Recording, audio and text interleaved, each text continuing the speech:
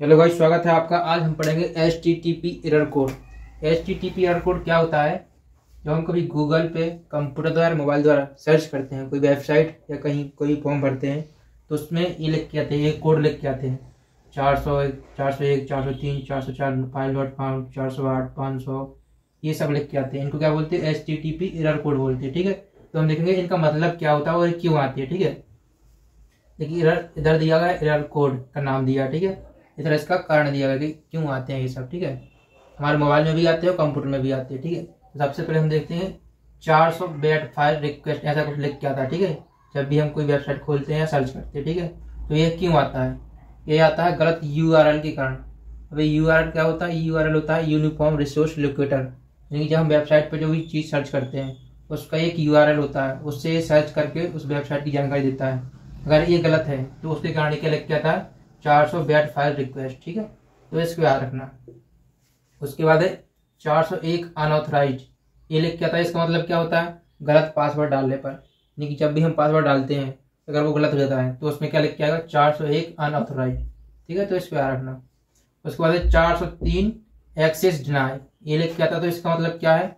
बिना अनुमति के वेब पेज खोलने पर, यानी कुछ साइट रहती हैं जिसको अनुमति लेनी पड़ती है, अगर हम बिना अनुमति के उसको खोलते हैं, सिक्योर रहती है जो फाइल है। ठीक है, उसमें HTTPS लिख के आता है, ऐसा कुछ लिखा रहता है HTTPS। ठीक है, मतलब सिक्योर है ये। ठीक है, अगर हम उसके बिना अनुमति के उसको खोलते हैं तो ये लिख के आएगा उसमें 403 एक्सेस डिनाई, यानी कि उसको एक्सेस नहीं करने देगा और उसको मना कर देगा। ठीक है, बिना अनुमति के वेब पेज खोलने पर। ठीक है, उसके बाद 404 फाइल नॉट फाउंड, ये लिख के भी आता है। तो इसका मतलब क्या हुआ?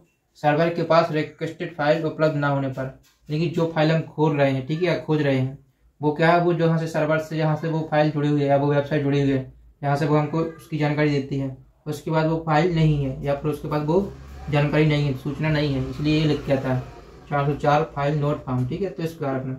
उसके बाद आता है 408 रिक्वेस्टेड टाइम आउट। ये क्यों आता है? ये आता है सर्वर की गति धीमी होने के कारण, यानी कभी नेटवर्क नहीं आता। ठीक है, तो उसके कारण सर्वर जो नेटवर्क के कारण सर्वर जो जानकारी देता है वो जल्दी नहीं दे पाता है, उसके बाद अच्छा नेटवर्क नहीं मिलता है, इसलिए वो टाइम लगाता है। इसलिए ये लिख के आता है 408 रिक्वेस्टेड टाइम आउट, यानी कि ज़्यादा टाइम हो जाता है। जिस टाइम के अंदर उसको ये फाइल भेजनी थी उस टाइम पे वो भेज नहीं पाता सर्वर। ठीक है, यानी नेटवर्क कम होने के कारण, इसलिए आता है 408 रिक्वेस्टेड टाइम आउट। ठीक है, इसको रखना। उसको आता है 500 इंटरनल एरर। इसका क्या मतलब होता है? इसका मतलब सर्वर को कॉन्फ़िगरेशन में समस्या होने पर, यानी कि जो सर्वर रहता है, ठीक है, वो क्या है? कॉन्फ़िगर नहीं कर पाता है उस चीज़ को, क्या है? वो कंफर्म नहीं कर पाता है कि ये जो हम सर्च करना चाहते हैं, ठीक है, वो सही है या गलत है। ठीक है, उसी कारण ये लिख के आता है 500 इंटरनल एरर कोड। ठीक है, यानी कि आंतरिक रूप से जो सर्वर होता है वो इस चीज़ को कॉन्फ़िगर नहीं कर पाता, इसलिए ये सब आता है लिख के। ठीक है, चलिए, तो ये थे HTTP एरर कोड जिसको हमको जानना जरूरी था, तो हमने ये जान लिया। ठीक है, 400, 401, 403, 404, 408, 500, ये सब लिख के आते हैं हमारे मोबाइल में भी और कंप्यूटर में भी, तो इन सबको याद रखना आप। चलिए, तो आज के लिए इतना ही, मिलते हैं अगली वीडियो में। धन्यवाद।